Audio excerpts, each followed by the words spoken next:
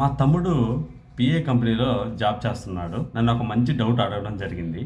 So ఆ డౌటే ఈ వీడియోకి పునర్నిర్మాణంగా మారింది. జనరల్గా ఆ డౌట్ ఏందో మనం చూసుకున్నట్లయితే ఎక్స్పోనస్ అలెక్టో ఒకటే కాదా, లేదంటే ఎక్స్పోనస్ బఫ్రియో ఒకటే కాదా. ఆ తర్వాత రెండోది వచ్చేసరికి ఇది నా సొంతగా రైజ్ అయింది, సిమోడిస్ ఇన్సిపియో ఒకటే కాదా. సో ఇటువంటి డౌట్లు మీలో ఎవరికైనా రైజ్ అయ్యి ఉంటే వాటన్నిటిని నివృత్తం చేయడం కొరకు నేను మీ ముందుకు రావడం జరిగింది. సో ముందుగా రైతు నేస్తం తెలుగు యూట్యూబ్ ప్రేక్షకులందరికీ నా హృదయపూర్వక నమస్కారాలు. నేను మీ గోపిరెడ్డి, మీరు చూస్తున్నారు రైతు నేస్తం తెలుగు యూట్యూబ్ ఛానల్. ఈ వీడియో వచ్చేసరికి తక్కువ 8 నిమిషాల టైం తీసుకోవడం జరుగుతూ ఉన్నది. ప్రతి ఒక్కరు చివరి వరకు చూసి మేమిచ్చే అమూల్యమైన సమాచారాన్ని పొందుతారని మనసారా కోరుకుంటున్నాను. సో వీడియోలో పోయే ముందుగా ఎక్స్పోనస్ మీద 300 G/L/SC అని రాసి ఉంటుంది. 300 అంటే 300 G/L/SC అంటే 300 గ్రాములు పర్ ఎల్ అంటే లీటర్ అని అర్థం. G/L అంటే గ్రామ్ పర్ లీటర్ అని అర్థం. సో జనరల్ గా సాలిడ్స్ లో ఉన్న వాటిని గ్రామ్స్ లో కొలుస్తారు. అదే విధంగా లిక్విడ్స్ ని ఏదైతే లీటర్ అంటామో లీటర్లలో కొలుస్తారు. సో ఒక లీటర్ కి 1000 ml ఉంటది, 1 kgకి 1000 గ్రాములు ఉంటుంది. సో 300 గ్రాములు పర్ లీటర్ అంటే 1000 mlలలో ఉన్నట్టు అని అర్థం. దాని యొక్క మీనింగ్, దాని పర్సంటేజ్లో మనం తీసుకున్నట్లయితే 30% బ్రొఫ్నోలిడే అని అర్థం. అదేవిధంగా మనం అలెక్టో మీద లేదంటే బఫ్రియో మీద చూసుకున్నట్లయితే 20% అని రాసి ఉంటుంది. సో ఈ 20% అదేవిధంగా ఎక్స్పోనస్ లో 30%, అంటే దాంట్లో ఎక్కువ ఉన్నట్టుగా కాదు. మళ్ళీ ఇక్కడ తప్పు పడది. ఎలాగంటే ఎక్స్పోనస్ ని 1 ఎకరానికి 34 ml మాత్రం వాడతాము. అదే అలెక్టో బఫ్రియో అయితే 50 ml వాడతాం. సో అప్పుడు క్యాలిక్యులేషన్స్ యావరేజ్ గా మనం పర్సంటేజ్ క్యాలిక్యులేషన్ చేసుకున్నట్లయితే యావరేజ్గా 1 నుంచి 2% తేడా వస్తుంది. So BASF USA based foreign based company కాబట్టి అది ఫార్ములేషన్స్ వేరువేరుగా తయారు చేస్తూ ఉంటారు. సో ఇవి వచ్చేసరికి మన ఇండియన్ కాబట్టి డైరెక్ట్గా ఫార్ములేషన్ ఎస్ఎస్సి, రెండింటి ఫార్ములేషన్ ఎక్స్పోనస్ ఫార్ములేషన్ ఎస్ఎస్సి ఉంటుంది, దీనిది ఎస్ఎస్సినే ఉంటుంది. కాకపోతే వాడే డోసులలో మార్పు వల్ల ఆ 30% ఈ 20% మెర్జ్ అవుతూ ఉంటుంది. 1 or 2% ఎక్స్పోనస్లో ఎక్కువ ఉంటుంది. సో ఆ డౌట్కి సంబంధించి అది మీనింగ్. దాంతో ఏదైతే మన సిమోడిస్ లేదంటే ఇన్సిపియో రెండిట్లో ఐసోసైక్లోసేరమే ఉంటుంది.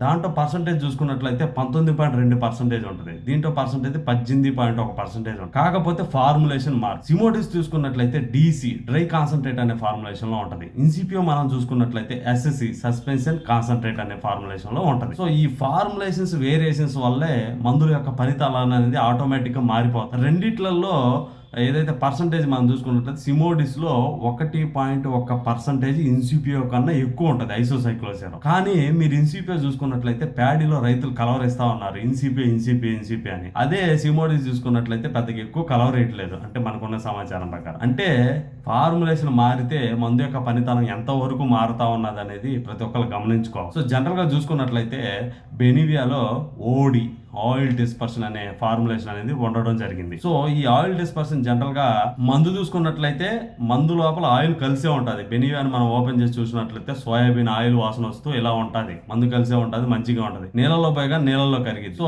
ఆ తర్వాత మొక్క మీద స్ప్రే చేసినప్పుడు ఏం జరిగిద్దంటే ఆయిల్ చుక్కని నీటి మీద వేస్తే ఎలా స్ప్రెడ్ అయిద్దో అలాగా మొక్క మీద ఆకు మీద స్ప్రెడ్ అవడానికి ఈ ఓడి అనే ఫార్ములేషన్ ని ఉపయోగించడం జరిగింది. అలాగే బెనివియాని తయారు చేయడం జరిగింది. సో జనరల్ గా మార్కెట్లో ఫార్ములేషన్స్ ఎక్కువగా ఏ కంపెనీలకు ఉన్నాయని మనం అంటే ఎక్కువ మందులు ఏ ఫార్ములేషన్తో తయారు చేశారని మనం చూసుకున్నట్లయితే ఎస్సి సస్పెన్షన్ కాన్సన్ట్రేట్ అనే ఫార్ములేషన్లో పెద్ద మందులు కూడా తయారు చేయడం జరిగింది. అది ఎక్స్పోన్స్ కావచ్చు, అలెక్టో కావచ్చు, బఫ్రియో కావచ్చు, డెలిగేట్ కావచ్చు, ట్రేసర్ కావచ్చు, ఇటువంటి మందులన్నీ కూడా ఎస్సి సస్పెన్షన్ కాన్సన్ట్రేట్ లో తయారు చేయడం జరిగింది. దానితో పాటు మనం ఏదైతే తెగులు మందుకు సంబంధించి నాటివ్ చూసుకున్నట్లయితే డబ్ల్యూజీ అంటే వాటర్ డిస్పర్సిబుల్ గ్రాన్యూల్స్, లేదంటే క్యాబిరోటాప్ వాటర్ డిస్పర్సిబుల్ గ్రాన్యూల్స్, చిన్న గ్రాన్యూల్స్ ఉంటే నీళ్ళలో పోయగానే కరిగిపోతాయి. సో వీటిని డబ్ల్యూజీ అనే ఫార్ములేషన్ లో తయారు చేయడం జరిగింది. మన పాత ఫార్ములేషన్స్ చూసుకున్నట్లయితే ఏదైతే మన నోక్రా నార్తిన్ ఇటువంటివి ఉంటాయో పాత ఫార్ములేషన్స్ ఎక్కువగా ఈసీ ఎమల్సిఫైబుల్ కాన్సన్ట్రేట్, లేదంటే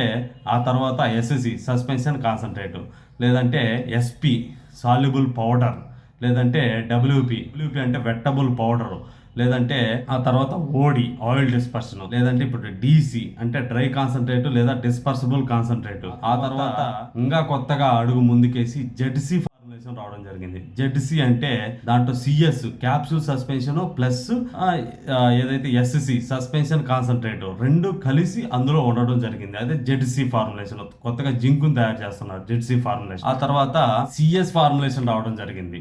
సిఎస్ ఫార్ములేషన్ అంటే క్యాప్సూల్ సస్పెన్షన్. క్యాప్సూల్ సస్పెన్షన్ మాత్రల రూపంలో ఉంటాయి మందు. ఆ మాత్రల్ని మనం అక్కడ పెట్టినప్పుడు ఏదైతే గుడ్ నైట్ ఫాస్ట్ ఎట్లయితే రిలీజ్ చేస్తా ఉంటుందో అలాగా రిలీజ్ అవుతా ఉంటది ఆ టాబ్లెట్ కరిగి గాలికి రియాక్షన్ జరిగి. సో ఇటువంటి కొత్త రకమైన టెక్నాలజీ రావడం జరుగుతూ ఉన్నది. సో ఈ టెక్నాలజీ మారటం వల్ల మనకు కలిగే బెనిఫిట్ ఏంటంటే మందు యొక్క ఎఫికసీ అనేది ఆటోమేటిక్ గా మారుతా ఉంటది. టెక్నాలజీ మారే కొద్దీ మందు యొక్క ఎఫికసీ మారింది. ఇప్పుడు ప్రజెంట్ మన భారతదేశంలో నానో టెక్నాలజీ నడుస్తూ ఉన్నది. సో ఈ నానో టెక్నాలజీ వల్ల ఉపయోగాలు ఏంటంటే పత్ర రంధ్రాల కన్నా కూడా ఇంకా చిన్న పార్టికల్స్ గా మందుని తయారు చేస్తారు. సో అప్పుడు మనం మందుని స్ప్రే చేసినప్పుడు పత్ర రంధ్రాల్లో డైరెక్ట్ పడి మందు అనేది మొక్కలోకి డైరెక్ట్ గా వెళ్ళిపోయింది. సో ఇటువంటి మార్పులు చేర్పుల కోసమే ఈ టెక్నాలజీని వాడుతూ ఉన్నారు. అయితే దీని మొత్తాన్ని రెగ్యులేట్ చేసేది ఎవరు అని ఏంది అనేది మనం చూసుకున్నట్లయితే IPFT అని ఉంటుంది, institute of pesticide formulation technology.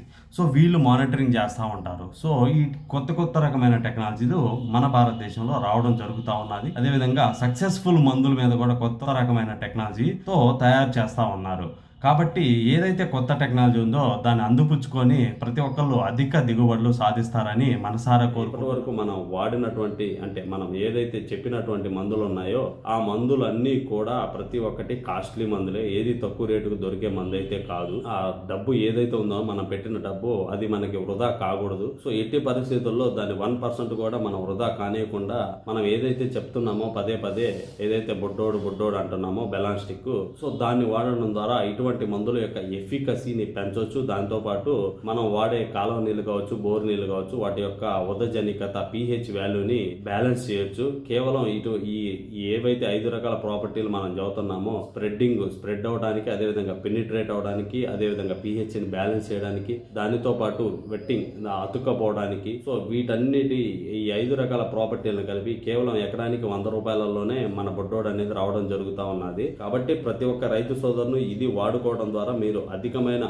దిగుబడులతో పాటు మీరు కొట్టే కాస్ట్లీ మందులు ఎఫికసీని పెంచడానికి బాగా పనిచేయడానికి ఇది ఖచ్చితంగా ఉపయోగపడుతుంది, దోహదపడుతుందని నేను అనుకుంటున్నాను. దానితో పాటు మనం ఏదైతే చెప్తున్నామో హ్యూమిక్స్ ప్లస్ అనే ప్రొడక్ట్, దాంట్లో వచ్చేసరికి ఆస్కోఫిల్లన్ నోడోసం వచ్చేసరికి 24% కంటెంట్ ఉండడం జరుగుతూ ఉన్నది. అంటే సీవీడ్ ఎక్స్ట్రాక్ట్ అంటారు కదా, అది వచ్చేసరికి 24% ఉంటుంది. దానితో పాటు హ్యూమిక్ యాసిడ్ చూసుకున్నట్లయితే 6% ఇందులో హ్యూమిక్ యాసిడ్ అనేది పొందుపరచడం జరిగింది. దీని ద్వారా మన మొక్కకి కావాల్సిన ఏదైతే మనం అనుకుంటామో, ఏదైతే మనం షాప్ దగ్గరికి వెళ్ళి దీంట్లో కాంబినేషన్ ఇవ్వండి, దీంట్లో కాంబినేషన్ ఇవ్వండి అంటామో ఆ కాంబినేషన్గా ఇటువంటి వాడడం ద్వారా మనకి ఖచ్చితంగా బాగా బెనిఫిట్ అవుతుంది. ఆ బెనిఫిట్ ఏమిటి అంటే మనం చూసుకున్నట్లయితే మొక్కకు కావాల్సిన న్యూట్రియంట్స్ అన్నిటిని సరైన టైంలో ఇది మొక్కకు అందిస్తుంది. దానితో పాటు మొక్కకి కావాల్సినటువంటి నలుపుదనాన్ని, అదేవిధంగా మొక్కకి కావాల్సిన బ్రాంచెస్ ని, దాంతోపాటు మొక్కకు కావాల్సిన పూతని, అదేవిధంగా కాయ వెయిట్ ని బరువుని పెంచడానికి ఈ మందు అనేది సమర్థవంతంగా ఉపయోగపడుతుంది. సో మందు పేరు చూసుకున్నట్లయితే హ్యూమిక్స్ ప్లస్.